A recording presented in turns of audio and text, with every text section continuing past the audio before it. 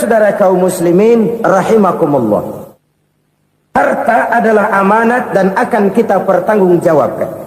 Allah melebihkan rizki sebagian kita dari yang lain agar kita saling tolong menolong, bantu membantu. Nabi janjikan, siapa yang meringankan beban saudaranya muslim di dunia, Allah akan meringankan bebannya di akhirat nanti. Sebuah jaminan dari baginda Nabi. Si orang yang kita bantu barangkali tidak bisa membalas, Allah yang akan membalas lewat jalan lain yang tidak pernah kita sangka-sangka.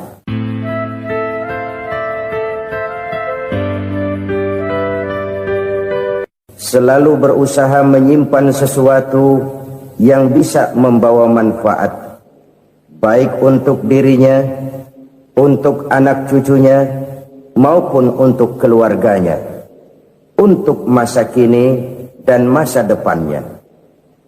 Kadang simpanan itu berbentuk uang, kadang berupa tanah, lain saat berbentuk pabrik, dan lain sebagainya. Sementara masa depan yang paling pasti adalah akhirat. Jika untuk masa depan dunia, kita rela memeras keringat, membanting tulang, pergi pagi dan pulang petang, menyimpan uang, menyimpan tanah, menyimpan pabrik, pernahkah kita merenung, jika satu saat kiamat datang, kita dibangkitkan dari kubur masing-masing, berdiri di padang mahsyar untuk mempertanggungjawabkan seluruh kegiatan hidup kita di dunia ini, lalu kita akan menuju ke alam akhirat. Sudahkah kita mempunyai simpanan untuk akhirat kita? Pada pertemuan kali ini saya ingin menyampaikan sebuah hadis di mana Rasulullah sallallahu alaihi wasallam bersabda, arba'un min kanzil jannah. Simpanan sorga ada 4 macam. Yang pertama, ikhfa'us sadaqah, menyembunyikan sedekah. Saudara-saudara kaum muslimin, sebagaimana yang kita maklum bahwa Allah Subhanahu wa taala melebihkan sebagian rezeki dari kita terhadap yang lain. Ada yang kaya, ada yang setengah kaya, ada yang miskin, ada yang setengah miskin, dan selanjutnya. Ada yang gajinya kecil tapi penghasilannya gede. Ada yang penghasilannya gede tapi nggak punya gaji. Ada juga yang memang gajinya gede dan penghasilannya gede. Kelebihan rezeki merupakan sunnatullah dan tidak harus membuat kita merasa lebih dari yang lain. Bahkan sebaliknya, kelebihan itu harus membuat kita ringan tangan untuk menolong mereka yang memang memerlukan pertolongan. Kalau saudara diberikan ilmu, maka pertanyaan akhirat cuma satu, ilmumu kau amalkan untuk apa? Kalau saudara diberikan umur yang panjang, pengadilan akhirat juga bertanya satu, umurmu kau habiskan di mana? Tapi kalau saudara diberikan harta, pengadilan akhirat akan bertanya dua, hartamu kau dapat dari mana, kau belanjakan kemana? Dari mananya ditanya, dan kemananya juga ditanya. Oleh karena kita akan dimintakan pertanggungan jawab, maka amanah yang bernama harta ini harus kita gunakan dengan sebaik-baiknya. Ada penggunaan yang merupakan kewajiban, itu zakat namanya. Ada penggunaan yang sewaktu-waktu, itu infak namanya. Ada yang lebih sewaktu-waktu lagi, dan itu sedekah namanya. Zakat dia terikat oleh haul dan nisab, oleh putaran batas waktu dan ukuran dari harta itu sendiri. Sedangkan infak terikat oleh situasi dan kondisi perekonomian seseorang.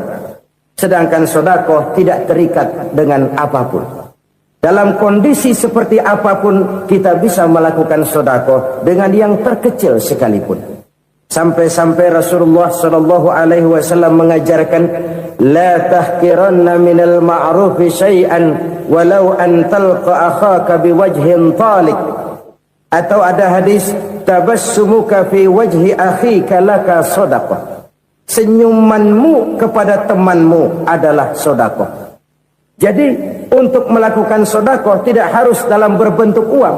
Dengan ilmu kita bisa sedekah, dengan tenaga kita bisa bersedekah, dengan pikiran kita bisa bersedekah, bahkan senyum kepada teman itu pun sedekah. Jadi kalau sedekah dengan uang memang belum punya uang, nyengir aja banyakin. Itu asal pada tempatnya, jangan lalu ketemu tiang listrik cengengesan. Tentu tidak pada tempatnya dan tidak wajar. Nah, sedekah yang paling dicintai Allah adalah sedekah yang disembunyikan. Artinya jauh dari sifat riya. Kan kadang-kadang ada orang sedekah itu disebutkan namanya. Apa tidak bagus? Kalau memang niatnya ikhlas, ya bagus-bagus saja. Untuk memberikan sugesti kepada yang lain. Si Fulan bin Fulan nyumbang sekian, diumumkan. Boleh kalau niatnya untuk memberikan rangsangan kepada yang lain supaya dia menyumbang lebih besar dari orang tadi. Tapi kalau itu mendatangkan riya, maka sedekah yang paling dicintai Allah adalah sedekah yang disembunyikan. Tangan kiri saja tidak tahu apa yang diberikan oleh tangan kanan. Sedekah yang dilakukan dengan ikhlas akan merupakan perbendaharaan surga, tersembunyi dari pandangan orang lain, tidak seorang pun tahu. Karena memang sikap yang baik adalah melupakan kebaikan dan mengingat kesalahan.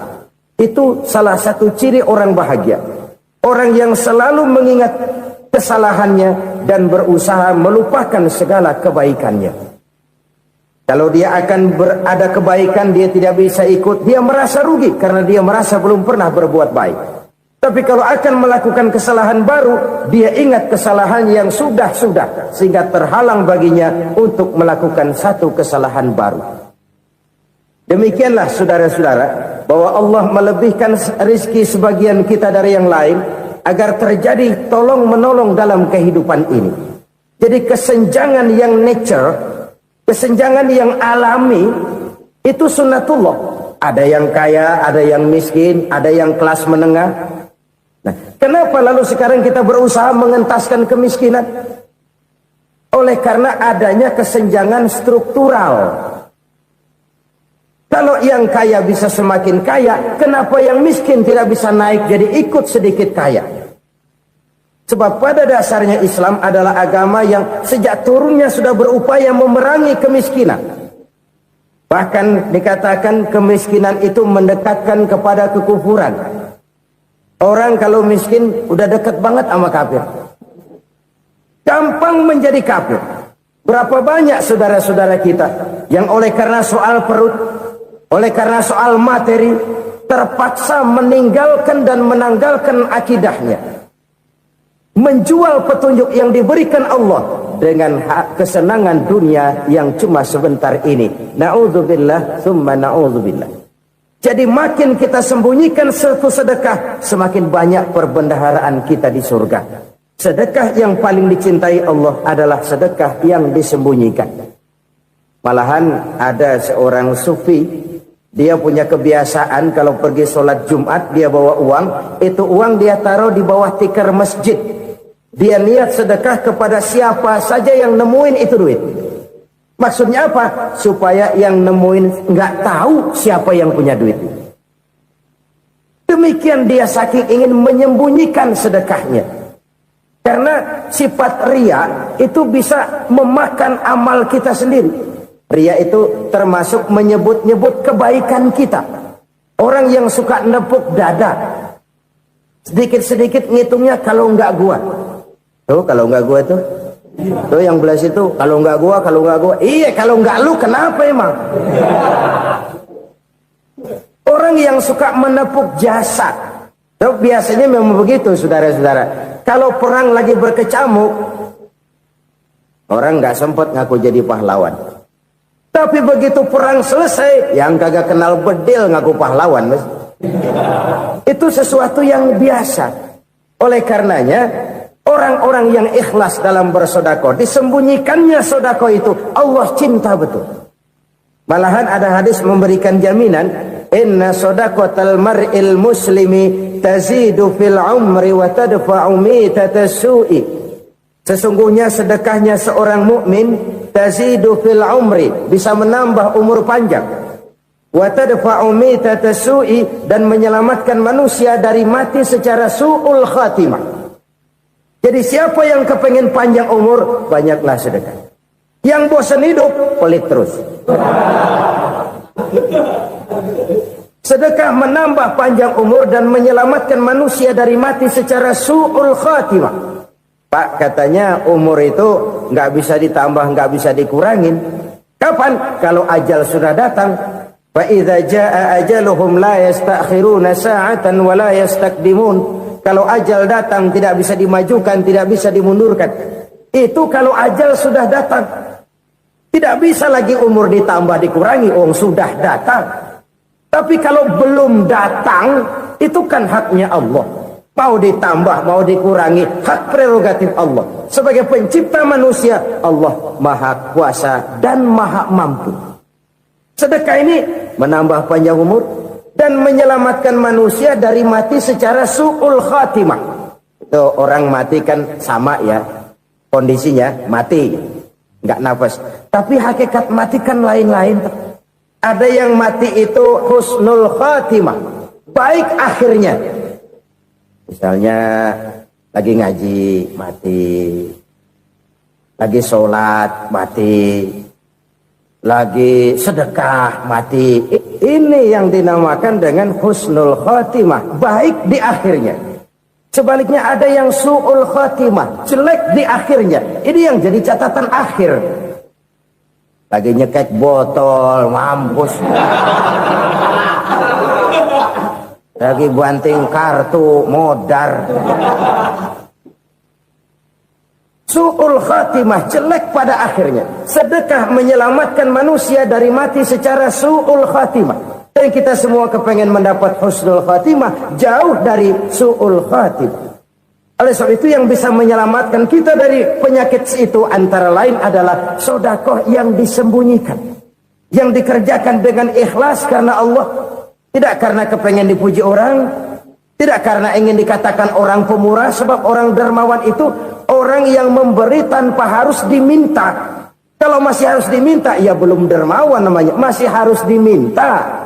Kalau nggak diminta ya tulus, lolos, polos. Saudara-saudara kaum muslimin rahimakumullah. Harta adalah amanat dan akan kita pertanggungjawabkan.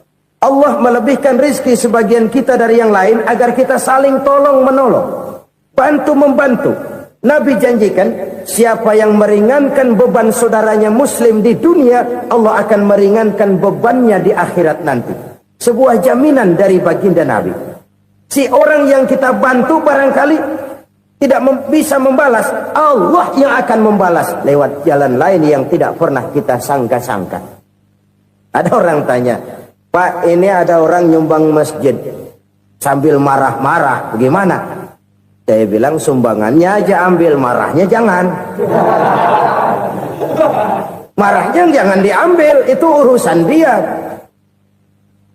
Saudara-saudara kaum muslimin rahimakumullah. Umat Islam ini kan umat yang punya potensi besar. Kadang kita merenung, kenapa kadang-kadang pembangunan masjid kok lambat sekali? Kalau hotel hari ini peletakan pertama, bulan depan peresmian. Supermarket hari ini peletakan batu pertama, minggu depan peresmian. Tapi kalau sudah yang namanya masjid, kadang-kadang peletakan batu pertama sekaligus jadi batu terakhir. 3 tahun, 4 tahun, campur nebar jalak di jalanan, duit dijaring kayak ikan sepat. Apa tidak ada orang Islam yang kaya? Banyak. Apa tidak ada pengusaha muslim yang jadi konglomerat? Ada.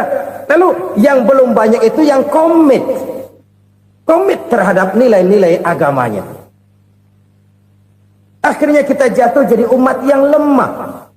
Belum ada pengusaha konglomerat muslim buka pabrik supermi cap bedug misalnya umpamanya atau pabrik kecap cap sorban supaya identitas keislamannya sedikit kelihatan.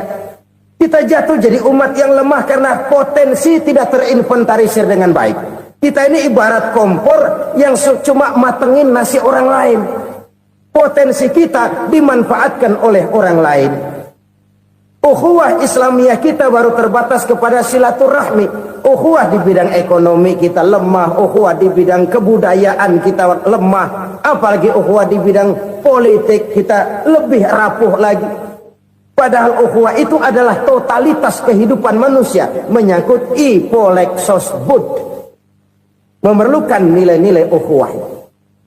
Jadi oleh karena itu mari kita menyadari di dalam harta kita, walaupun kita yang cari pergi pagi pulang sore peras keringat banting tulang, di sana ada harta anak yatim, di sana ada hak masjid, di sana ada hak pesantren, di sana ada hak jihad.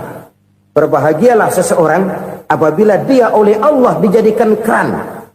Keran itu menyimpan air, tapi tidak untuk dirinya, tapi disalurkannya kepada mereka yang memang memerlukannya. Saudara-saudara kaum muslimin rahimakumullah, ini yang pertama. Jadi perbendaharaan surga adalah menyembunyikan sedekah. Orang lain nggak tahu, kita pun nggak pernah ngitung-ngitung. Kita anggap lewat begitu saja, padahal itu deposit akhirat. Satu. Yang kedua, perbendaharaan surga itu apa? Wa kitmanul musibah, menyembunyikan kesulitan. Kadang orang takut menghadapi kesulitan, tapi makin kita merenung, hidup ini kan sebenarnya urusan. Takut sama urusan ya jangan hidup. Tandanya orang hidup itu kalau punya urusan. Urusan melupakan problem, problem sering menimbulkan kesulitan. Kesulitan bukan untuk ditakuti, tapi untuk diatasi dan dicarikan jalan keluarnya. Siapa sih orangnya yang nggak pernah sulit-sulit? Makin tinggi status sosialnya, makin gede urusannya. Makin tinggi kualitas imannya, makin berat tingkat kesulitannya. Cuma memang yang namanya enak itu seperti pelangi. Biang lala itu nggak pernah di atas kepala kita, di atas kepala orang melulu. Lo sih enak lo, kata kita. Dia juga bilang yang enak kan lo. Pelangi itu nggak pernah di atas kepala kita. Kata tukang beca, aduh enak ya naik Mercy. Kata tukang beca, apa yang di dalam mobil Mercy? Aduh enak bener tukang beca, di jok ngeringkuk ngorok pulas bener. Saya kamar pakai AC sejuk, tempat tidur sutra empuk, alga spring bed, gula kulik nggak bisa pulas kalau belum minum Valium, belum tidur. Enak bener tukang beca, di jok ngorok nggak tahu wetan kulon. Si tukang beca bilang yang di Mercy enak, yang di Mercy bilang tukang beca enak. Inilah enak, nggak pernah di atas kepala kita, di atas kepala orang lain melulu enak itu. Nah saudara-saudara, yang merupakan perbendaharaan surga itu orang yang bisa menyembunyikan kesulitan, baik pribadi ataupun rumah tangga. Nih terutama rumah tangga yang jadi soalnya. Kadang-kadang kita ini kalau senang, sebaliknya kalau senang kita diam, kalem aja, cuek. Banyak banget duit kita bawaan, diam aja udah. Malah ketemu orang takut. Tapi begitu susah, sekampung tahu. Padahal Nabi mengajarkan perbendaharaan surga itu menyembunyikan musibah, menyembunyikan kesulitan. Kalau enak, cerita sama orang-orang. Kalau nggak enak, rasain sendiri, tekan sendiri, atasin sendiri. Kita kan sebaliknya. Tenang kita diam, asal lagi susah, paling tidak kita nyari teman buat cerita kesusahan. Siapa orangnya yang nggak pernah susah? Cuma soalnya bagaimana kita mengatasi kesusahan itu sendiri. Begitu juga misalnya kalau orang sudah berumah tangga, itu orang tuanya harus menjadi tempat dia cerita yang enak-enak saja. Yang nggak enak rasain berdua, selesaikan berdua, atasin berdua. Jangan dibalik. Asal senang diam, giliran susah saja. Maknya laporan. Terbalik. Bisa menjaga security informasi. Maka nama bayam keluar diam, malah seluitan. Enak amat lo makan daging ayam. Security informasi. Saudara-saudara kaum muslimin rahimakumullah. Ujian yang terberat itu yang pernah diberikan kepada para nabi para rasul, para aulia, para ulama, makin tinggi keimanan, makin berat bentuk kesulitan. Ayo saya kemukakan satu contoh saja. Ada seorang nabi yang kaya, nabi kaya, namanya Nabi Ayub. Iblis kalau orang begini kan keki, ibadahnya rajin, kaya. Nih yang kayak begini susah digodain. Kalau ibadahnya rajin, miskin, kali bisa disogok. Sini imannya mantap, ibadahnya rajin, kaya, nabi lagi. Oh, tapi namanya iblis nggak kurang akal. Laporan, Tuhan, kenapa Les? Ya ini bahasa saya, bahasa Qurannya sih nggak gitu. Itu hambamu yang namanya Ayub, dia rajin ibadah cuma karena dikasih kaya aja. Coba kasih miskin dia, berhenti dia sembahyang. Ah, kamu bisa aja. Saya tahu Ayub itu hambaku yang ikhlas. Saya buktiin Tuhan, silahkan. Dibuktiinlah, iblis turun ke alam ini. Yang mula-mula dia lakukan, dia rusak sawah ladang Nabi Ayub. Dia binasakan binatang ternak Nabi Ayub. Sehingga dalam waktu singkat, jatuhlah Nabi Ayub dari orang paling kaya, jadi orang paling miskin. Beliau masih ibadah di mihrab dalam masjid. Datang iblis. Saudara Ayub, ya. Lagi ngapain? Ibadah. Nyembah Allah, nyembah Allah. Oh, percuma. Kenapa? Tuhan yang ente sembah nih, dia udah bikin miskin ente.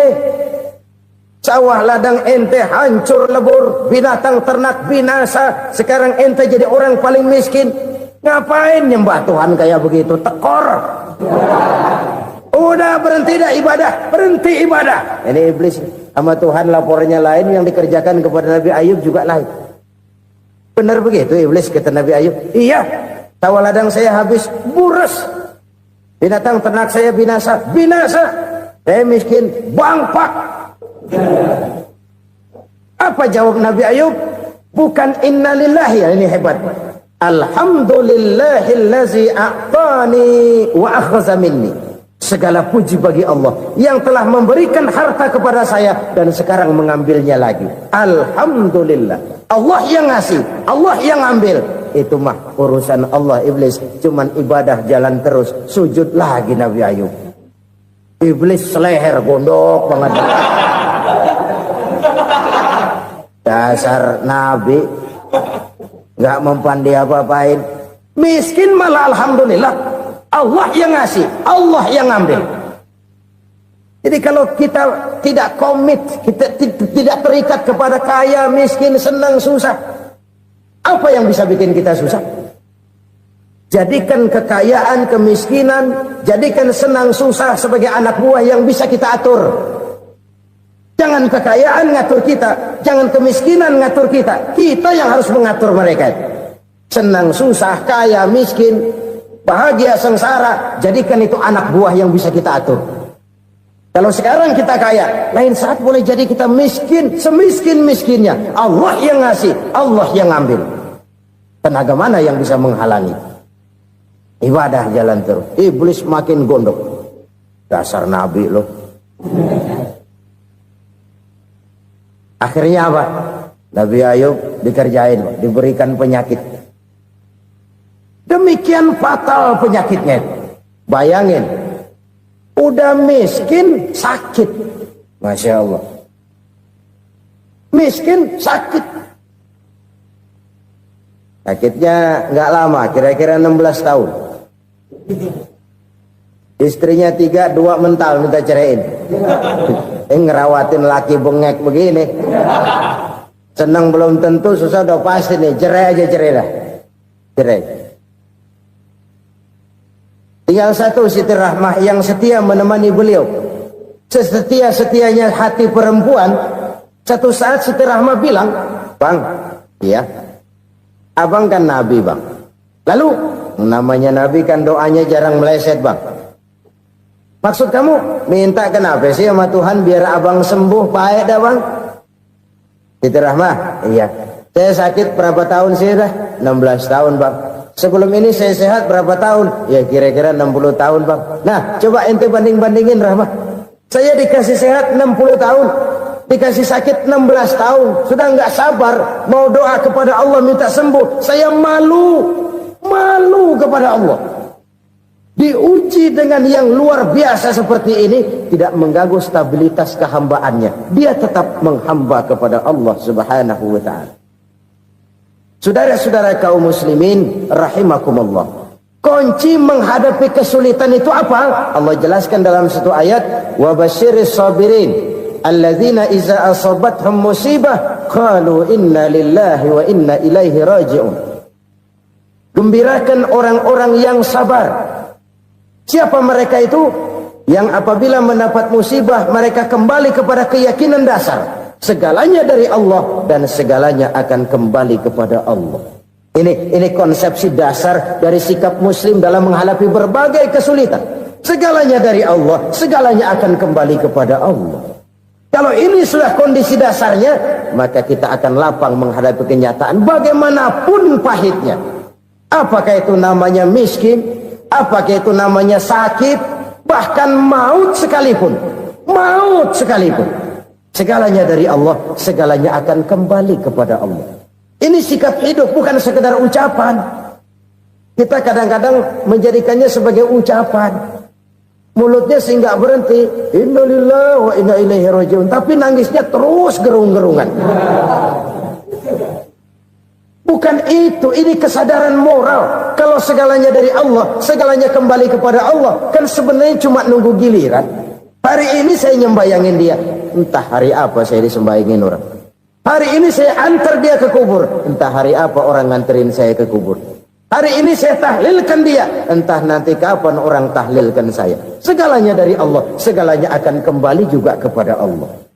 Oleh sebab itu saudara-saudara, kesulitan bukan untuk ditakuti. Kesulitan justru untuk diatasi, dicarikan jalan keluarnya. Dan tidak ada orang yang tidak pernah mendapat kesulitan. Tidak ada. Semakin tinggi status sosial, semakin tinggi kualitas keimanan, semakin besar juga tingkat kesulitan. Hanya saja bagaimana cara kita mengatasinya. Dan Al-Quran menyatakan, inna ma'al usri yusra. Di balik kesulitan itu pasti ada kemudahan. Roda itu berputar. Karena itu Rasulullah sallallahu alaihi wasallam mengingatkan kepada kita, ta'arraf ilallahi firraha ya'rifka fisyiddah. Ingatlah kepada Allah di waktu kamu senang, supaya Allah ingat kepada kamu di waktu kamu susah. Kalau waktu senang kita ingat kepada Allah, kita susah, Allah tidak akan meninggalkan kita. Tapi kalau waktu senang kita jauh dari Allah, sujud tidak sempat, dengan masjid jauh, ketika senang kita lupakan Allah. Nanti begitu kita susah, Allah lupakan kita. Dan itu menyakitkan. Oleh karena itu orang-orang tua kita dulu bilang, kalau lagi sehat ingat-ingat lu bakal sakit nanti. Kalau lagi kaya ingat-ingat satu saat kita bakal jatuh miskin. Bahkan kalau lagi muda ingat-ingat kita bakal tua. Dan yang terpenting, kalau lagi hidup ingat-ingat kita bakal mati. Saudara-saudara kaum muslimin rahimakumullah. Jadi yang kedua yang merupakan perbendaharaan surga, menyembunyikan musibah. Saudara-saudara kaum muslimin rahimakumullah. Hal ketiga yang merupakan perbendaharaan surga adalah wasilatur rahmi. Orang yang suka bersilaturahmi. Sebagaimana yang kita maklum bahwa manusia adalah makhluk yang disebut zon politika. Makhluk sosial yang tidak mungkin hidup sendiri-sendiri. Betapa dan siapapun kita memerlukan orang lain. Bodoh betul manusia kalau tinggal di tengah masyarakat tapi tidak mau bermasyarakat. Merasa hebat sendiri, pinter sendiri, gagah sendiri, kaya sendiri. Mungkin kalau mati juga ngubur sendiri. Jangankan kita di sini. Di sorga saja Nabi Adam waktu sendirian bengong melulu, mondar mandir. Allah tegur dam sepi dam. Jadi ini kalau bahasa saya, iya Tuhan sepi ini nggak ada colek-colekan pisan ini. Diciptakan Siti Hawa baru anteng Nabi Adam. Itu di sorga. Cobalah. Umpamanya saudara tinggal di Jakarta nih. Kayak bener. Apaan aja di Jakarta punya saudara dah. Jembatan Semanggi ambil. Monas, Buntel bawa pulang. Hotel-hotel ambil semua. Cuman tinggal di Jakarta sendirian, apa enaknya? Betapa dan siapapun kita perlu orang lain. Tidak ada seorang pun yang bisa memenuhi kebutuhan hidupnya secara sendiri-sendiri. Nah, Islam telah menyelamatkan manusia dari ras diskriminasi. Mengikat manusia dengan persaudaraan yang berlandaskan kepada akidah. Karena itu dianjurkan bersilaturahmi.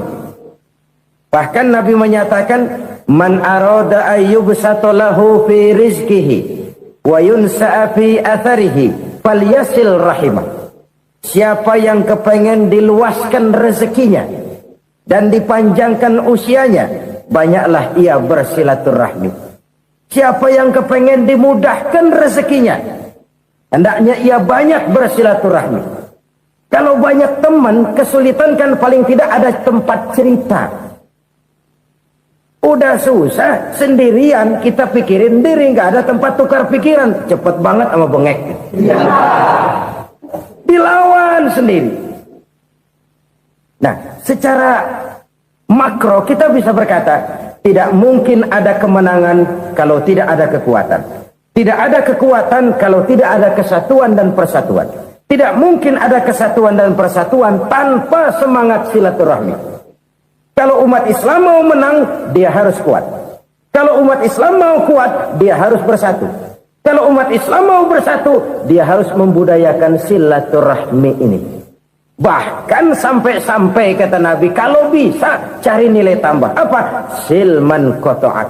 Bersilaturahmilah kau kepada orang yang marah denganmu. Masya Allah, indahnya ajaran agama kita.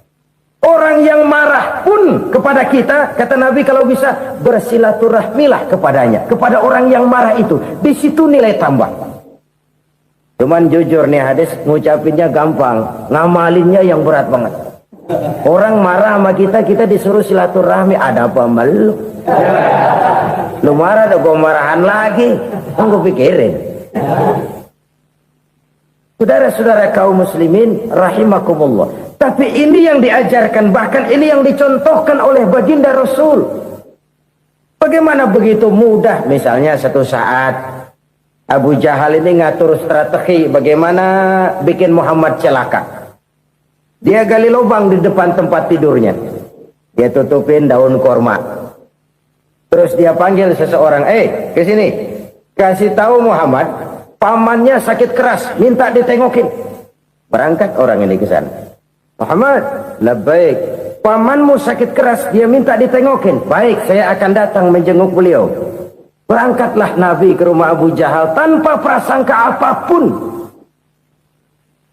Abu Jahal udah pasang setil, selimut 3 rangkap setengah dia pakai, persis kayak orang meriang. Tapi sembari ngintip dari balik selimut, begitu Muhammad buka pintu, nah masuk perangkap nih. Muhammad jalan menuju tempat pembaringan. Makin lama makin dekat, makin lama makin dekat, makin dekat ke lubang yang dipasang oleh Abu Jahal itu. Dalam hati Abu Jahal, terus dah jatuh, mampus dah lo ini. Mampus lo hari ini nih. Apa yang terjadi? Malaikat Jibril datang. Muhammad, pamanmu cuma pura-pura sakit. Di depan tempat tidurnya ada lubang perangkap supaya kamu jatuh ke situ. Sudah, kamu pulang. Balik kanan Nabi. Sudah hampir jatuh ke lubang, balik kanan, pulang. Bayangin kecewanya Abu Jahal. Muhammad dikit lagi, Muhammad dikit lagi. Enggak paman, saya pulang aja. Emosi bangun dari tempat tidur, enggak sadar kalau lagi pura-pura sakit. Lompat ngejar Nabi, dia lupa dengan lubang yang dia gali. Serak, nyemplung sendiri ke dalam lubang.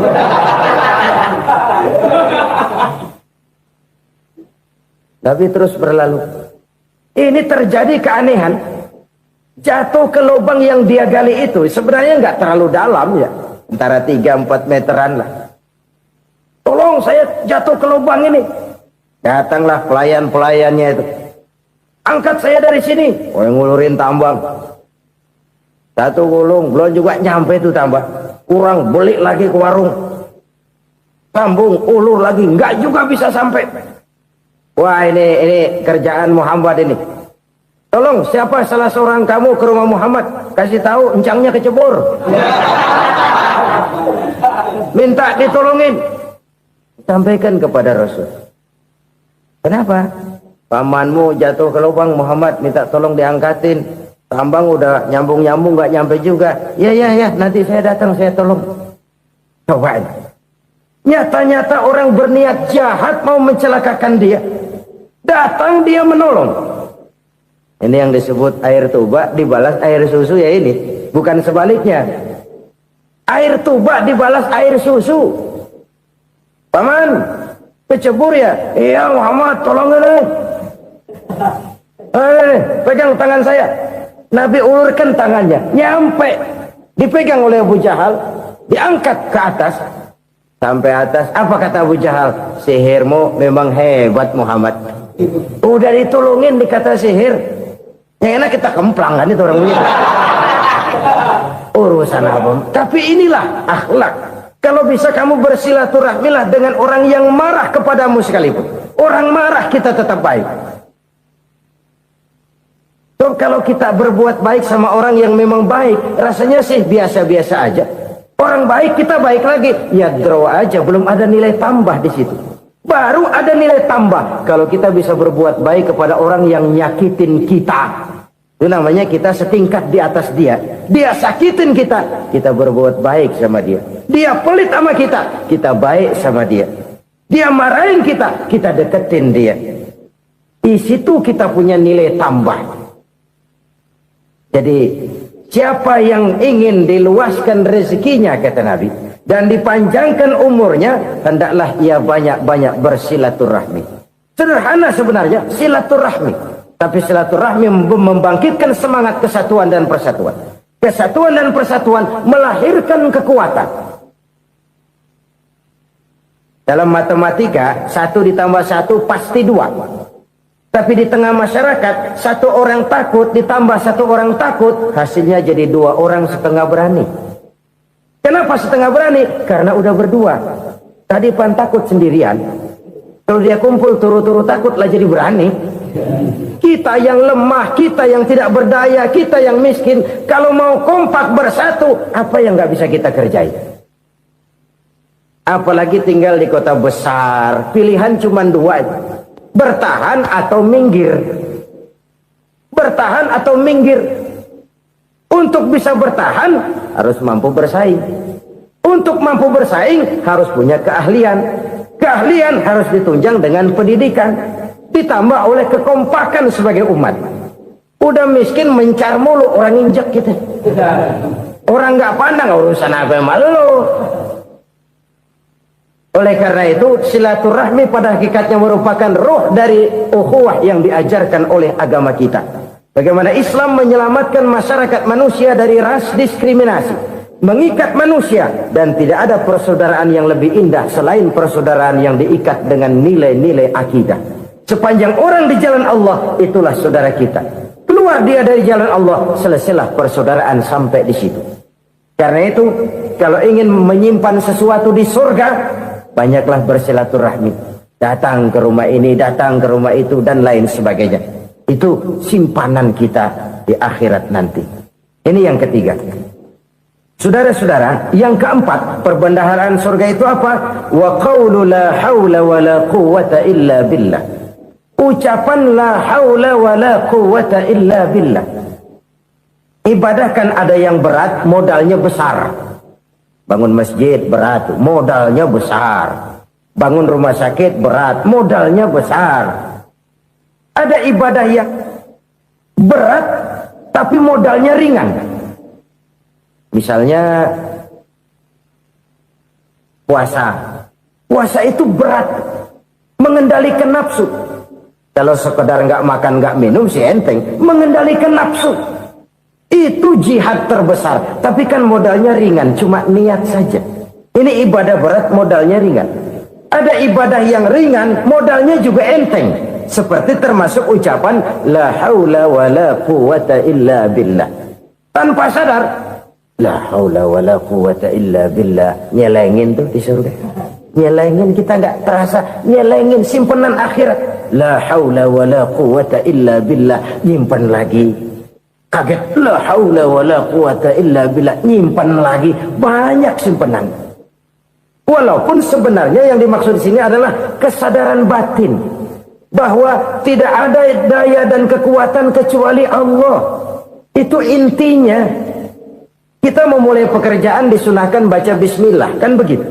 Apa itu? Kesadaran moral bahwa ini saya bisa kerjakan. Saya kerjakan ini dengan menyebut nama Allah. Kenapa? Kalau Allah tidak memberikan daya dan kekuatan, mana mampu saya kerjakan ini. Maka saya kerjakan ini dengan menyebut nama Allah. Bismillah. Kesadaran moral. Manusia hanya wajib berusaha, tapi nggak pernah wajib berhasil. Banyak hal-hal yang kalau kita renungkan secara rasio nggak mungkin, tapi jadi kenyataan. La haula wala quwata illa billah. Tidak ada daya dan kekuatan kecuali bagi Allah semata-mata. Kesadaran moral akan kelemahan dan keterbatasan makhluk bernama manusia. Kadang kita kagum dengan otak, tapi kita sering lupa sama yang bikin otak. Padahal bagaimanapun hebatnya otak, yang bikin otak pasti lebih hebat dari otak. Nggak percaya, silahkan otak-otakan. Inilah kecenderungan. Kita kagum dengan pesawat-pesawat mutakhir, bukan main besi gede banget terbang itu. Alangkah hebatnya. Lalu apa yang bikin otak tidak lebih hebat dari itu semua? Kita puji laut. Apa yang bikin laut tidak lebih hebat dari laut itu? La haula wa la quwata illa billah. Tidak ada daya dan kekuatan kecuali Allah. Apa yang bisa kita lakukan kalau tidak karena daya dan kemampuan yang diberikan oleh Allah kepada kita? Lahirlah sikap tawadu, rendah hati, tidak melonjak menjadi angkuh dan sombong, sadar akan kelemahan dan keterbatasan diri. Sebagai makhluk yang diciptakan oleh Allah Subhanahu wa ta'ala. Jadi satu sisi ini ucapan yang berpahala, la haula, jadi wiridan. Pada sisi lain ini kesadaran moral, sikap mental, kesadaran batin bahwa yang punya daya dan kekuatan itu cuma Allah. Kita nggak pantas untuk sombong, sebab sombong itu pakaiannya Allah. Kita nggak sedang pakai pakaian Allah, kegedean. Dan makin kita renungi, makin terbentur. Apa sih yang bisa kita sombongin? Kita mau sombong apa? Kaya? Pintar? Itu kan semua relatif. Di atas langit masih ada langit lagi. Jadi oleh karenanya, marilah kita menyadari. Manusia hanya wajib berusaha, tapi tidak pernah wajib berhasil. Yang berusaha saja tidak wajib berhasil, apalagi yang tidak berusaha. Islam bukan agama orang pemalas yang selesai sholat lalu endelohom, nggelenggem ayem-ayem. Tapi Islam bukan agama orang sombong yang setelah berusaha lalu tidak memerlukan Allah.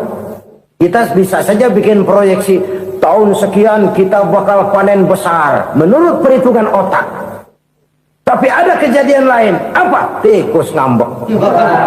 Habis itu dimakanin tikus, panen gagal. Proyeksi rasional gagal oleh tikus-tikus yang ngambek itu. Bisa saja terjadi. Tahun depan kita panen besar, urung. Kenapa? Musim panas panjang. Dan sekarang ini koran-koran bikin berita musim mengalami penyelewengan. Bukan cuma manusia yang nyeleweng sekarang.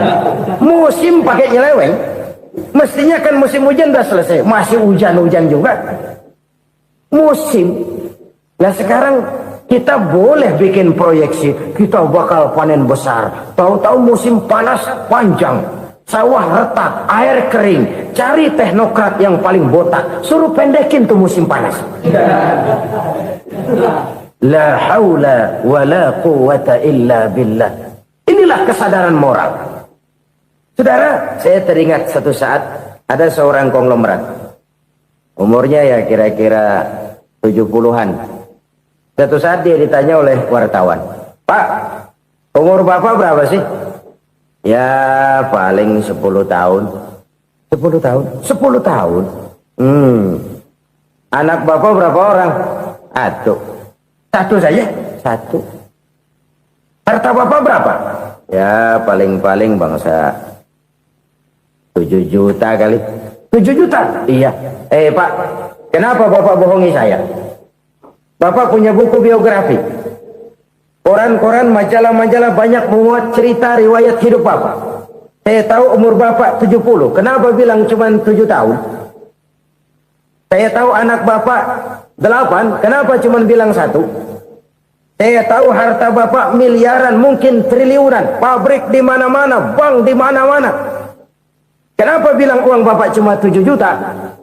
Nah, kata si konglomerat tadi, kamu benar nak, kamu benar. Umur saya kalau jumlahnya memang 70 nak. Cuman ingat-ingat saya, baru 7 tahun terakhir ini saya sujud. Baru 7 tahun terakhir ini saya berusaha dekat dengan Allah. Saya laksanakan perintahnya, saya jauhi larangannya. 7 tahun inilah rasanya yang ada nilainya di hadapan Allah. Yang 63 tahun matong, kelabu, kelem umur gue. Habis untuk maksiat, untuk munkarat. Maka ketika ditanya tadi, umur saya 7 tahun itu. Oh begitu Pak. Oh iya. Lalu anak Pak. Anak bapak kan 8. Kenapa bilang cuma 1? Nah, kalau jumlah hitungannya memang anak saya 8. Tapi dari 8 orang ini rasanya cuma 1 nih. Yang bakal jadi buah hati, belahan jantung. Pelanjut cerita, penerus sejarah. Bakal jadi anak soleh yang akan mendoakan saya. Cuma 1 rasanya anak saya ini yang bakal jadi buah hati saya. Besar-besaran saya. Yang akan mendoakan di kubur saya. Yang akan mendoakan di akhirat saya.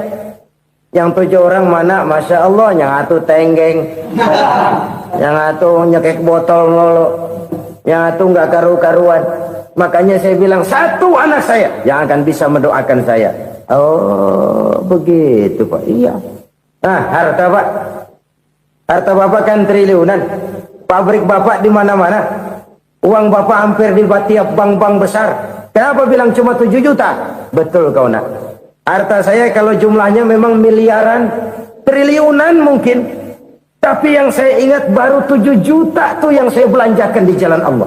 Saya nyumbang masjid, saya santuni yatim piatu, saya bantu pembangunan pesantren, saya bantu pembangunan rumah sakit Islam. Itu yang akan saya bawa pulang ke akhirat, yang 7 juta itu. Yang triliunan itu nanti akan diperebutkan oleh anak-anak saya sebagai waris saya. Jadi harta saya 7 juta itu yang bakal nemenin saya di akhirat. Yang akan saya bawa pulang jadi teman saya. Saudara-saudara kaum muslimin, jangan-jangan orang tua itu adalah kita-kita ini. Jangan-jangan kita-kita ini adalah orang tua itu. Jangan-jangan itu potret dari diri kita masing-masing. Dari sekian umur yang diberikan Allah, berapa tahun yang ada nilainya di hadapan Allah? Dari sekian anak-anak yang merupakan amanah, berapa yang akan mendoakan kita sebagai orang tuanya menjadi anak soleh? Dari sekian banyak harta yang diberikan Allah, berapa yang akan kita bawa pulang menghadapnya nanti, yang kita belanjakan di jalan Allah? Ini sebuah potret kehidupan. Karena itu kita kembali kepada la haula wa la quwwata illa billah. Kita wajib berusaha, kita wajib berikhtiar. Selebihnya, segala daya dan kekuatan hanya milik Allah saja semata-mata. Satu kesadaran batin dari setiap pribadi muslim. Setelah ia berusaha dan berikhtiar, ia menyerahkannya kepada Allah Subhanahu wa ta'ala. Jadi, satu sisi ini merupakan wiridan ucapan yang mengandung pahala. Pada sisi lain, ini merupakan sikap batin dari seorang muslim di dalam ia menghadapi realitas kehidupan ini. Saudara-saudara kaum muslimin rahimakumullah. Kalau ini kita jadikan satu basis kehidupan, maka ini akan menyelamatkan manusia dari kemungkinan tergelincir menjadi orang yang lupa diri dan lupa darat. Sebab itu Imamul Ghazali berpesan, jadidis safinah fa innal bahra amiq wa khuziz zad fa inna safara ba'id wa khaffifil hamla fa innal hamla sadid. Perbarui selalu kapalmu karena lautan sangat dalam. Bawa bekal yang banyak karena perjalanan ini sangat jauh. Ringankan beban, karena kebanyakan beban akan menyakitkan. Alangkah indah kalimat ini, alangkah dalam makna yang terkandung di sana. Perbarui selalu kapalmu karena lautan sangat dalam. Apa artinya ini? Jaga mentalmu baik-baik. Pelihara imanmu baik-baik, karena hidup penuh cobaan seperti lautan. Kita kalau berlayar di lautan kan kadang-kadang tenang, angin bertiup sepoi-sepoi basah. Jika malam datang, bintang gemintang bertabur menghias cakrawala. Rembulan memantulkan sinarnya dengan indah. Dalam keadaan begitu berlayar enak. Tapi lain saat ombak menggunung, halilintar menyambar, angin topan bertiup. Berapa banyak sudah saudara-saudara kita yang tenggelam di lautan dunia tanpa sadar bahwa dia belum sampai kepada pantai yang akan dituju. Berapa banyak sudah saudara-saudara kita yang tenggelam di lautan dunia ini tanpa sempat bangkit lagi. Dia menyangka sudah sampai kepada tujuannya. Hati-hati kapal jangan sampai bocor karena lautan sangat dalam. Iman ini jaga baik-baik karena hidup penuh dengan ujian. Wa khuzizat fa inna safar ba'id. Bawa bekal yang banyak karena perjalanan sangat jauh. Saudara mau ke Bandung, bawa duit. Saudara mau ke Surabaya, banyakkan lagi duitnya. Saudara mau ke Mekah, gepokan, iketan tuh duit nggak lembaran lagi. Makin jauh perjalanan, makin banyak bekal yang harus kita bawa. Kalau saudara dari Jakarta mau ke Surabaya, kagak bawa duit berangkat juga, itu sih bukan berani namanya, nekat. Sampai Surabaya belum tentu, sengsara di jalan udah pasti. Kenapa? Nggak bawa bekal berangkat. Sama juga kita nih, misalnya belum sempat sembahyang, mati. Waduh, berani banget orang. Belum punya bekal, mati. Sengsara di jalan. Atau bekal tidak cukup. Dari Jakarta saudara mau ke Surabaya, bawa duit 500 perak. Paling jauh Cikampek nyampenya itu. Paling jauh itu. Antara jauhnya perjalanan dengan bekal yang saudara bawa tidak seimbang. Hidup ini perjalanan panjang. A walking tour. Dimulai dari alam arwah. Sebelum jasad diciptakan, roh diciptakan lebih dulu. Dari situ pindah ke alam rahim. Dari alam rahim pindah ke alam dunia. Dari alam dunia pindah ke alam barzah. Baru menuju akhirat. Satu perjalanan panjang. Kalau bekal tidak bawa, sengsara di jalan. Bawa bekal yang banyak karena perjalanan ini sangat jauh. Wa khaffifil hamla, ringankan beban karena beban itu cuma akan menyulitkan. Kalau bekal itu sih keperluan, tapi beban nggak kita perluin, cuma ngeberat-beratin. Apa ini beban? Dosa, kecurangan, kebatilan, kezoliman, ketidakadilan, kesewenang-wenangan. Itu akan jadi beban kita di akhirat. Alangkah celakanya, perjalanan panjang, bekal tidak bawa, beban kelewat banyak, alamat sengsara di jalan. Pahala tidak ada, dosa berlipat ganda. Na'udzubillah, summa na'udzubillah. Kalau kita rangkum nasihat Al-Ghazali dengan kisah si konglomerat tadi, kita akan mengambil kesimpulan. Pertama, bekal terbaik dalam menghadapi gejolak kehidupan ini tidak lain adalah iman. Yang kedua, pahala dan dosa. Dua hal kontroversial. Pahala adalah bekal, dosa adalah beban. Tapi kita sekarang kan tidak begitu terangsang kepada yang abstrak. Orang berlomba mencari yang konkret-konkret saja. Yang real. Kalau memang dosa, benjol dong. Kira-kira begitu. Kira-kira begitu. Persis orang Yahudi dulu. Orang Yahudi itu kan pernah minta kepada Nabi Musa. Ya Musa, lan nu'mina laka hatta narallaha jahrah. Musa, kami nggak bakal mau beriman kepada Allah kalau belum kami lihat Allah ada nongkrong di depan kami. Kalau memang Tuhan ada, taruh dong di depan kami. Mau yang konkret-konkret saja. Kalau memang dosa, benjol dong. Kalau memang pahala, berasa dong. Orang terangsang kepada yang real, yang konkret-konkret saja. Karena itu untuk mengejar dosa orang mau bayar, tapi untuk mengejar pahala walaupun tidak bayar orang segan. Ini yang dikatakan oleh Nabi, kamu mengharapkan ke surga tapi kamu berat melaksanakan sesuatu yang bisa membawa kamu ke surga.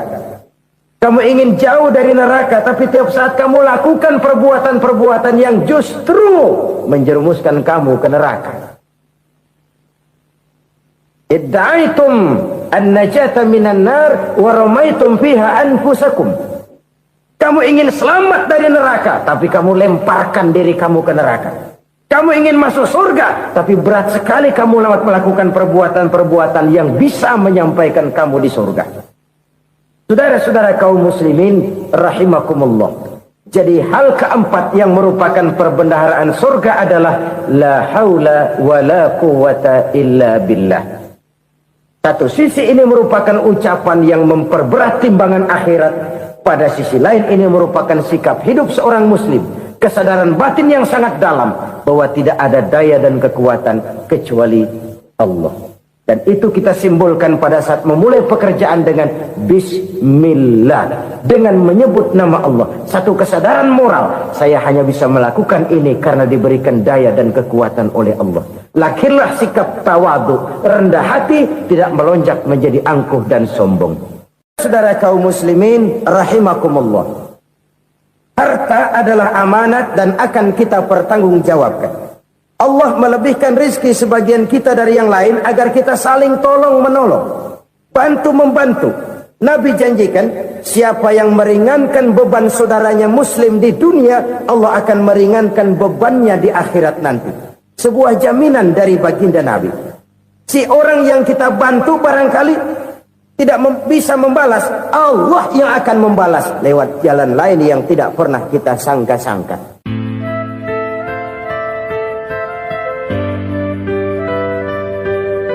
Selalu berusaha menyimpan sesuatu yang bisa membawa manfaat, baik untuk dirinya, untuk anak cucunya, maupun untuk keluarganya, untuk masa kini dan masa depannya. Kadang simpanan itu berbentuk uang, kadang berupa tanah, lain saat berbentuk pabrik, dan lain sebagainya. Sementara masa depan yang paling pasti adalah akhirat. Jika untuk masa depan dunia kita rela memeras keringat, membanting tulang, pergi pagi dan pulang petang, menyimpan uang, menyimpan tanah, menyimpan pabrik, pernahkah kita merenung jika satu saat kiamat datang, kita dibangkitkan dari kubur masing-masing, berdiri di padang mahsyar untuk mempertanggungjawabkan seluruh kegiatan hidup kita di dunia ini, lalu kita akan menuju ke alam akhirat. Sudahkah kita mempunyai simpanan untuk akhirat kita? Pada pertemuan kali ini saya ingin menyampaikan sebuah hadis di mana Rasulullah sallallahu alaihi wasallam bersabda, arba'un min kanzil jannah. Simpanan sorga ada 4 macam. Yang pertama, ikhfa'us sadaqah, menyembunyikan sedekah. Saudara-saudara kaum muslimin, sebagaimana yang kita maklum bahwa Allah Subhanahu wa taala melebihkan sebagian rezeki dari kita terhadap yang lain. Ada yang kaya, ada yang setengah kaya, ada yang miskin, ada yang setengah miskin, dan selanjutnya. Ada yang gajinya kecil tapi penghasilannya gede. Ada yang penghasilannya gede tapi nggak punya gaji.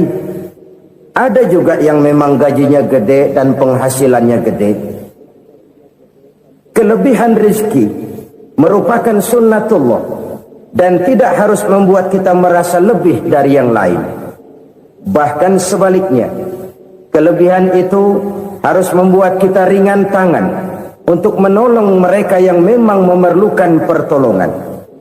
Kalau saudara diberikan ilmu, maka pertanyaan akhirat cuma satu, ilmumu kau amalkan untuk apa? Kalau saudara diberikan umur yang panjang, Pengadilan akhirat juga bertanya satu, umurmu kau habiskan di mana? Tapi kalau saudara diberikan harta, pengadilan akhirat akan bertanya dua, hartamu kau dapat dari mana, kau belanjakan kemana? Dari mananya ditanya, dan kemananya juga ditanya. Oleh karena kita akan dimintakan pertanggungan jawab, maka amanah yang bernama harta ini harus kita gunakan dengan sebaik-baiknya. Ada penggunaan yang merupakan kewajiban, itu zakat namanya. Ada penggunaan yang sewaktu-waktu, itu infak namanya. Ada yang lebih sewaktu-waktu lagi, dan itu sedekah namanya. Zakat dia terikat oleh haul dan nisab, oleh putaran batas waktu dan ukuran dari harta itu sendiri. Sedangkan infak terikat oleh situasi dan kondisi perekonomian seseorang. Sedangkan sedekah tidak terikat dengan apapun. Dalam kondisi seperti apapun kita bisa melakukan sedekah dengan yang terkecil sekalipun. Sampai-sampai Rasulullah SAW mengajarkan, la tahkiranna minal ma'rufi syai'an walau an talqa akhaka biwajhin talik. Atau ada hadis, tabassumuka fi wajhi akhika laka sedekah. Senyumanmu kepada temanmu adalah sedekah. Jadi untuk melakukan sedekah tidak harus dalam berbentuk uang. Dengan ilmu kita bisa sedekah, dengan tenaga kita bisa bersedekah, dengan pikiran kita bisa bersedekah, bahkan senyum kepada teman itu pun sedekah. Jadi kalau sedekah dengan uang memang belum punya uang, nyengir aja banyakin.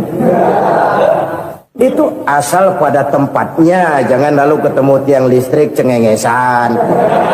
Tentu tidak pada tempatnya dan tidak wajar. Nah, sedekah yang paling dicintai Allah adalah sedekah yang disembunyikan. Artinya jauh dari sifat riya. Kan kadang-kadang ada orang sedekah itu disebutkan namanya. Apa tidak bagus? Kalau memang niatnya ikhlas, ya bagus-bagus saja. Untuk memberikan sugesti kepada yang lain. Si Fulan bin Fulan nyumbang sekian, diumumkan. Boleh kalau niatnya untuk memberikan rangsangan kepada yang lain supaya dia menyumbang lebih besar dari orang tadi. Tapi kalau itu mendatangkan riya, maka sedekah yang paling dicintai Allah adalah sedekah yang disembunyikan. Tangan kiri saja tidak tahu apa yang diberikan oleh tangan kanan. Sedekah yang dilakukan dengan ikhlas akan merupakan perbendaharaan surga, tersembunyi dari pandangan orang lain, tidak seorang pun tahu. Karena memang sikap yang baik adalah melupakan kebaikan dan mengingat kesalahan. Itu salah satu ciri orang bahagia. Orang yang selalu mengingat kesalahannya dan berusaha melupakan segala kebaikannya. Kalau dia akan berada kebaikan, dia tidak bisa ikut, dia merasa rugi karena dia merasa belum pernah berbuat baik. Tapi kalau akan melakukan kesalahan baru, dia ingat kesalahan yang sudah-sudah, sehingga terhalang baginya untuk melakukan satu kesalahan baru. Demikianlah saudara-saudara, bahwa Allah melebihkan rizki sebagian kita dari yang lain, agar terjadi tolong-menolong dalam kehidupan ini. Jadi kesenjangan yang nature, kesenjangan yang alami, itu sunnatullah. Ada yang kaya, ada yang miskin, ada yang kelas menengah. Nah, kenapa lalu sekarang kita berusaha mengentaskan kemiskinan? Oleh karena adanya kesenjangan struktural. Kalau yang kaya bisa semakin kaya, kenapa yang miskin tidak bisa naik jadi ikut sedikit kaya? Sebab pada dasarnya Islam adalah agama yang sejak turunnya sudah berupaya memerangi kemiskinan. Bahkan dikatakan kemiskinan itu mendekatkan kepada kekufuran. Orang kalau miskin udah dekat banget sama kafir. Gampang menjadi kafir. Berapa banyak saudara-saudara kita yang oleh karena soal perut, oleh karena soal materi, terpaksa meninggalkan dan menanggalkan akidahnya. Menjual petunjuk yang diberikan Allah dengan kesenangan dunia yang cuma sebentar ini. Na'udzubillah, thumma na'udzubillah. Jadi makin kita sembunyikan satu sedekah, semakin banyak perbendaharaan kita di surga. Sedekah yang paling dicintai Allah adalah sedekah yang disembunyikan. Malahan ada seorang sufi, dia punya kebiasaan kalau pergi sholat Jumat dia bawa uang, itu uang dia taruh di bawah tikar masjid. Dia niat sedekah kepada siapa saja yang nemuin itu duit. Maksudnya apa? Supaya yang nemuin nggak tahu siapa yang punya duit. Demikian dia saking ingin menyembunyikan sedekahnya. Karena sifat riya itu bisa memakan amal kita sendiri. Riya itu termasuk menyebut-nyebut kebaikan kita. Orang yang suka nepuk dada, sedikit-sedikit ngitungnya kalau enggak gua. Tuh kalau enggak gua tuh. Tuh yang belah situ, kalau enggak gua, kalau enggak gua. Iya, kalau enggak lu kenapa emang? Orang yang suka menepuk jasad. Tuh biasanya memang begitu, saudara-saudara. Kalau perang lagi berkecamuk, orang enggak sempat ngaku jadi pahlawan. Tapi begitu perang selesai, yang kagak kenal bedil ngaku pahlawan. Mas. Itu sesuatu yang biasa. Oleh karenanya, orang-orang yang ikhlas dalam bersedekah, disembunyikannya sedekah itu, Allah cinta betul. Malahan ada hadis memberikan jaminan, inna sedaqatal mar'il muslimi tazidu fil umri wa tadfa'u mitatas su'i. Sesungguhnya sedekahnya seorang mukmin tazidu fil umri, bisa menambah umur panjang, wa tadfa'u mitatas su'i, dan menyelamatkan manusia dari mati secara su'ul khatimah. Jadi siapa yang kepengen panjang umur, banyaklah sedekah. Yang bosan hidup, pelit terus. Sedekah menambah panjang umur dan menyelamatkan manusia dari mati secara su'ul khatimah.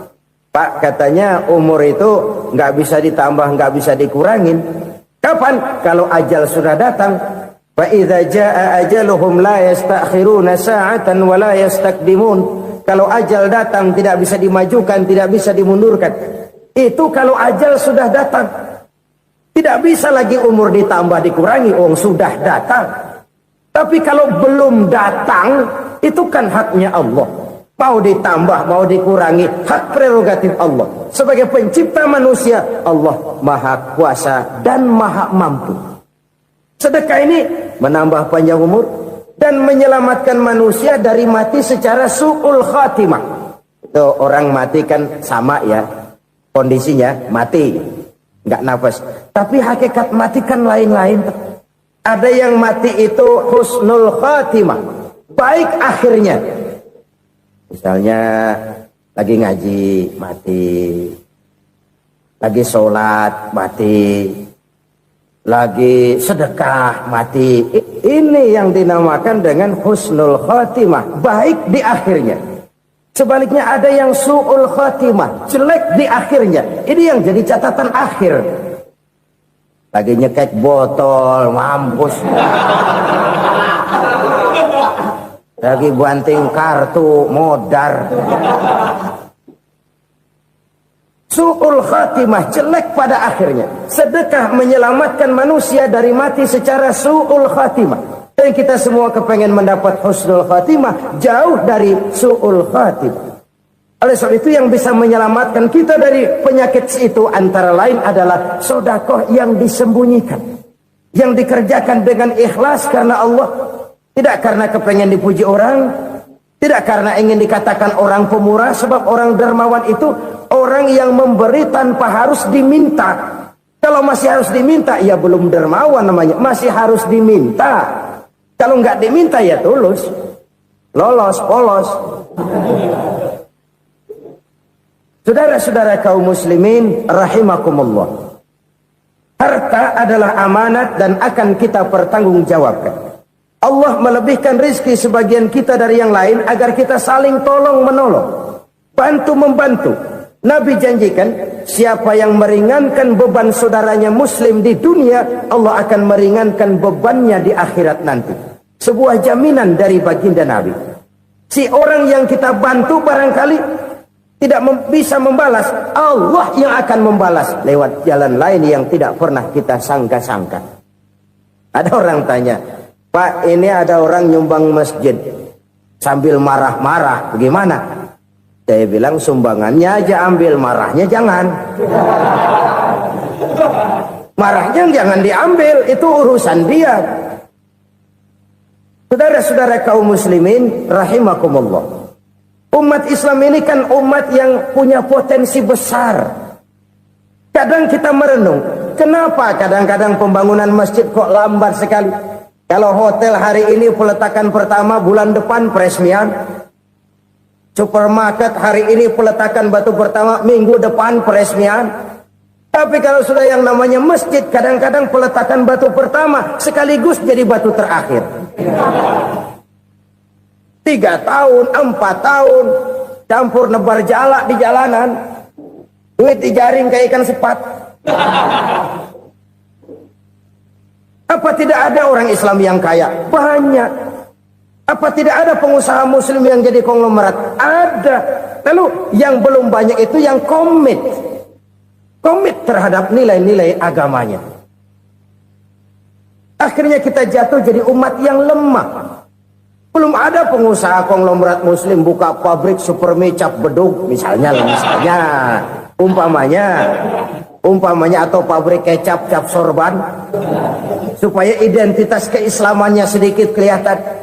Kita jatuh jadi umat yang lemah karena potensi tidak terinventarisir dengan baik. Kita ini ibarat kompor yang cuma matengin nasi orang lain. Potensi kita dimanfaatkan oleh orang lain. Ukhuwah Islamiyah kita baru terbatas kepada silaturahmi. Ukhuwah di bidang ekonomi kita lemah. Ukhuwah di bidang kebudayaan kita lemah. Apalagi ukhuwah di bidang politik kita lebih rapuh lagi. Padahal ukhuwah itu adalah totalitas kehidupan manusia. Menyangkut ipoleksos bud. Memerlukan nilai-nilai ukhuwah.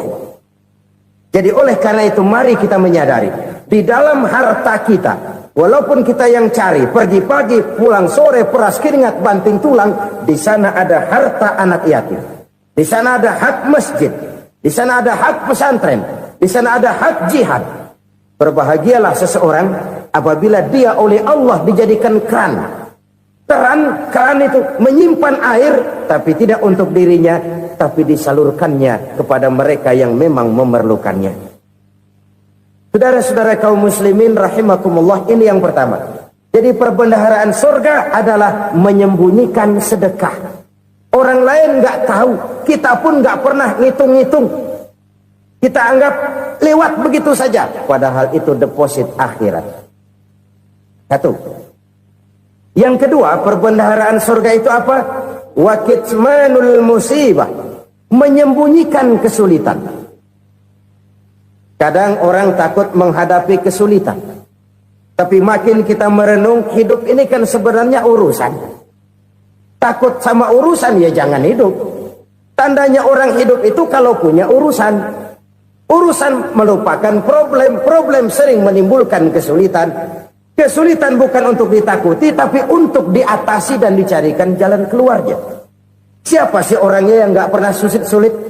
Makin tinggi status sosialnya, makin gede urusannya. Makin tinggi kualitas imannya, makin berat tingkat kesulitannya. Cuma memang yang namanya enak itu seperti pelangi. Biang lala itu nggak pernah di atas kepala kita, di atas kepala orang melulu. Lu sih enak lu, kata kita. Dia juga bilang yang enak kan lu. Pelangi itu nggak pernah di atas kepala kita. Kata tukang beca, aduh enak ya naik Mercy. Kata tukang beca, apa yang di dalam mobil Mercy? Aduh enak bener tukang beca, di jok ngeringkuk ngorok pulas bener. Saya kamar pakai AC, sejuk, tempat tidur sutra, empuk, alga, spring bed, gula kulik, nggak bisa pulas kalau belum minum Valium, belum tidur. Enak bener tukang beca, di jok ngorok nggak tahu wetan kulon. Si tukang beca bilang yang di Mercy enak, yang di Mercy bilang tukang beca enak. Inilah enak, nggak pernah di atas kepala kita, di atas kepala orang lain melulu enak itu. Nah, saudara-saudara, yang merupakan perbendaharaan surga itu orang yang bisa menyembunyikan kesulitan, baik pribadi ataupun rumah tangga. Nih terutama rumah tangga yang jadi soalnya. Kadang-kadang kita ini kalau senang, sebaliknya kalau senang kita diam, kalem aja, cuek. Banyak banget duit kita, bawaan diam aja udah. Malah ketemu orang takut. Tapi begitu susah, sekampung tahu. Padahal Nabi mengajarkan perbendaharaan surga itu menyembunyikan musibah, menyembunyikan kesulitan. Kalau enak, cerita sama orang-orang. Kalau nggak enak, rasain sendiri, tekan sendiri, atasin sendiri. Kita kan sebaliknya. Tenang kita diam, asal lagi susah, paling tidak kita nyari teman buat cerita kesusahan. Siapa orangnya yang nggak pernah susah? Cuma soalnya bagaimana kita mengatasi kesusahan itu sendiri. Begitu juga misalnya kalau orang sudah berumah tangga, itu orang tuanya harus menjadi tempat dia cerita yang enak-enak saja. Yang nggak enak rasain berdua, selesaikan berdua, atasin berdua. Jangan dibalik. Asal senang diam, giliran susah saja. Maknya laporan. Terbalik, bisa menjaga security informasi. Maka nama bayam keluar diam, malah seluitan. Enak amat lo makan daging ayam.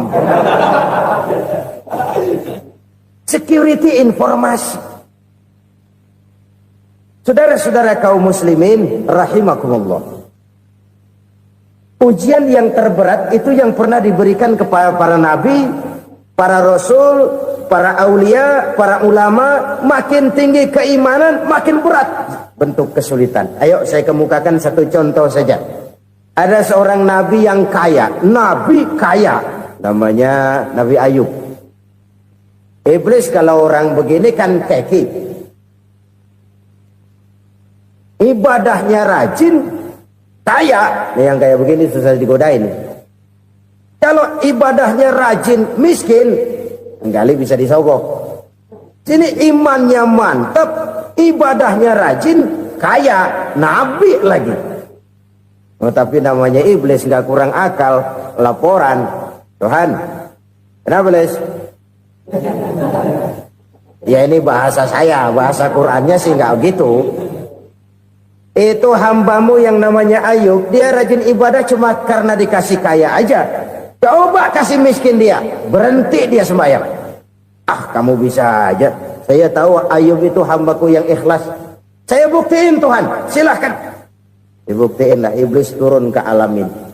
Yang mula-mula dia lakukan, dia rusak sawah ladang Nabi Ayub. Dia binasakan binatang ternak Nabi Ayub. Sehingga dalam waktu singkat, jatuhlah Nabi Ayub dari orang paling kaya, jadi orang paling miskin. Beliau masih ibadah di mihrab dalam masjid. Datang iblis. Saudara Ayub, ya. Lagi ngapain? Ibadah. Nyembah Allah, nyembah Allah. Oh, percuma. Kenapa? Tuhan yang ente sembah nih, dia udah bikin miskin ente. Sawah ladang ente hancur lebur, binatang ternak binasa. Sekarang ente jadi orang paling miskin. Ngapain nyembah Tuhan kayak begitu? Tekor. Udah berhenti dah ibadah, berhenti ibadah. Ini iblis sama Tuhan laporannya lain, yang dikerjakan kepada Nabi Ayub juga lain. Benar begitu iblis kata Nabi Ayub? Iya, sawah ladang saya habis, buras. Binatang ternak saya binasa, binasa. Saya miskin, bangpak. Apa jawab Nabi Ayub? Bukan innalillahi, ya ini hebat. Alhamdulillahillazi a'tani wa akhza minni. Segala puji bagi Allah yang telah memberikan harta kepada saya dan sekarang mengambilnya lagi. Alhamdulillah. Allah yang ngasih, Allah yang ambil. Itu mah urusan Allah. Iblis cuman ibadah jalan terus, sujud lagi Nabi Ayub. Iblis seleher gondok banget. Dasar Nabi nggak mempan dia apa-apain. Miskin malah alhamdulillah. Allah yang ngasih, Allah yang ngambil. Jadi kalau kita tidak komit, kita tidak terikat kepada kaya, miskin, senang, susah, apa yang bisa bikin kita susah? Jadikan kekayaan, kemiskinan, jadikan senang, susah sebagai anak buah yang bisa kita atur. Jangan kekayaan ngatur kita, jangan kemiskinan ngatur kita. Kita yang harus mengatur mereka. Senang, susah, kaya, miskin, bahagia, sengsara, jadikan itu anak buah yang bisa kita atur. Kalau sekarang kita kaya, lain saat boleh jadi kita miskin, semiskin-miskinnya. Allah yang ngasih, Allah yang ngambil. Tenaga mana yang bisa menghalangi? Ibadah jalan terus. Iblis makin gondok. Dasar nabi loh. Akhirnya apa? Nabi Ayub dikerjain, diberikan penyakit. Demikian fatal penyakitnya. Bayangin, udah miskin, sakit. Masya Allah. Miskin, sakit. Sakitnya nggak lama, kira-kira 16 tahun. Istrinya 3, 2 mental minta ceraiin. Ngerawatin laki bengek begini. Senang belum tentu, susah udah pasti nih. Cerai aja, cerai dah. Cerai. Tinggal satu Siti Rahmah yang setia menemani beliau. Sesetia-setianya hati perempuan. Satu saat Siti Rahmah bilang, "Bang, iya, abang kan Nabi, Bang. Lalu, namanya Nabi kan doanya jarang meleset, Bang. Maksud kamu minta kenapa sih sama Tuhan biar abang sembuh baik dah, Bang?" Siti Rahmah, "Iya. Saya sakit berapa tahun sih dah? 16 tahun, Bang. Sebelum ini saya sehat berapa tahun? Ya kira-kira 60 tahun, Bang. Nah, coba ente banding-bandingin, Rahmah. Saya dikasih sehat 60 tahun, dikasih sakit 16 tahun. Sudah nggak sabar mau doa kepada Allah minta sembuh. Saya malu kepada Allah. Diuji dengan yang luar biasa seperti ini, tidak mengganggu stabilitas kehambaannya. Dia tetap menghamba kepada Allah Subhanahu wa ta'ala. Saudara-saudara kaum muslimin rahimakumullah. Kunci menghadapi kesulitan itu apa? Allah jelaskan dalam satu ayat, wa basyiris sabirin alladzina iza asabathum musibah qalu inna lillahi wa inna ilaihi raji'un. Gembirakan orang-orang yang sabar. Siapa mereka itu? Yang apabila mendapat musibah mereka kembali kepada keyakinan dasar. Segalanya dari Allah dan segalanya akan kembali kepada Allah. Ini konsepsi dasar dari sikap muslim dalam menghadapi berbagai kesulitan. Segalanya dari Allah, segalanya akan kembali kepada Allah. Kalau ini sudah kondisi dasarnya, maka kita akan lapang menghadapi kenyataan bagaimanapun pahitnya. Apakah itu namanya miskin, apakah itu namanya sakit, bahkan maut sekalipun. Maut sekalipun. Segalanya dari Allah, segalanya akan kembali kepada Allah. Ini sikap hidup, bukan sekedar ucapan. Kita kadang-kadang menjadikannya sebagai ucapan.